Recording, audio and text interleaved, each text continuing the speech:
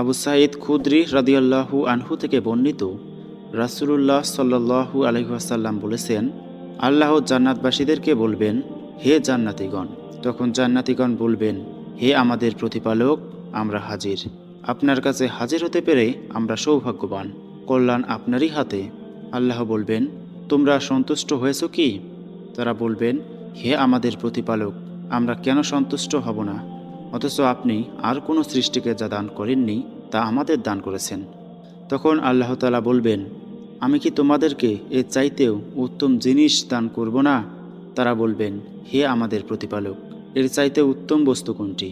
আল্লাহ তাআলা বলবেন, তোমাদের প্রতি আমার সন্তুষ্টি নির্ধারিত করলাম, এরপর আমি তোমাদের প্রতি কখনো অসন্তুষ্ট হব না।